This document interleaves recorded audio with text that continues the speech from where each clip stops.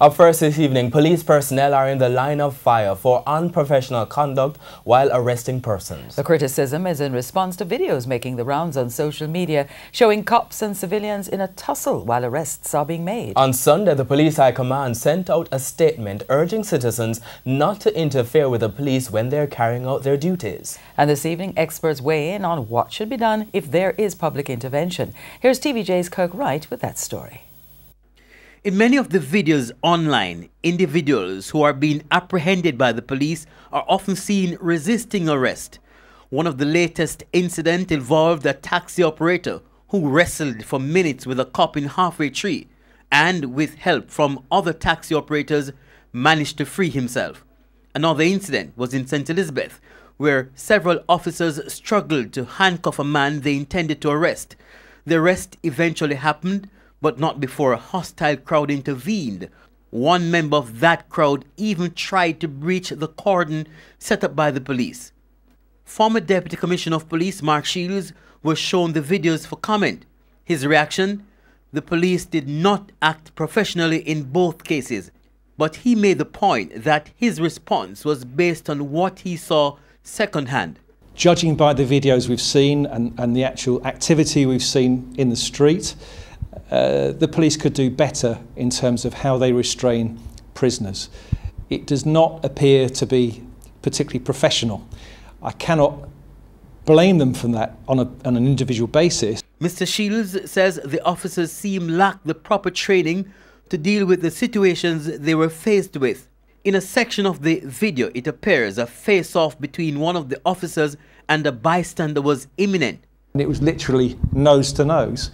The police fell below the standard because they were becoming part of the problem. That individual should have been dealt with. He should have been dealt with in a fair and a firm way, and maybe even warned that if you try to, or you continue with the language and the obstruction of this arrest, then you too could be arrested. In this video, he says the man being arrested should have been taken from the scene to diffuse the tension. Criminologist MCKAY helps train the police in non-lethal self-defense methods. He said the officers did proper risk assessment and showed the necessary restraint. However, he told me after viewing that the police should have used a non-lethal method to effect restraint in the night video. I would have wondered where was the less lethal devices that they perhaps should have introduced, because I think he should have been pepper sprayed. But again, you're trying to restrain somebody who's trying to get away. You're not necessarily fighting somebody who's attacking you.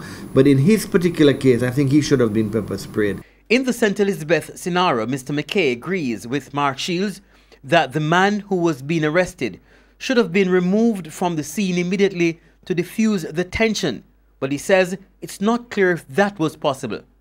But Mr. MCKAY says those seen in the videos obstructing the police in their duties must now be sought. I mean, the only thing I would hope for is those persons are identified, they've interfered with an arrest. There needs to be a follow-up where they're arrested when they're not in a crowd now for the actions they took to try and impact the earlier arrest. It can't be that they behave like that, become heroes on social media and do end up in a cage as well. Mr. MCKAY also warned that persons who interfere when the police are trying to make an arrest are putting themselves at risk. I can recall a time that police officers would have used the lethal option in those three scenarios much earlier and perhaps have been within the rights of the law. Because you cannot attack uniformed police officers or plainclothes police officers in this manner. It's not acceptable. It is dangerous. There's a danger of you stabbing the officer. There's a danger of you disarming the officer.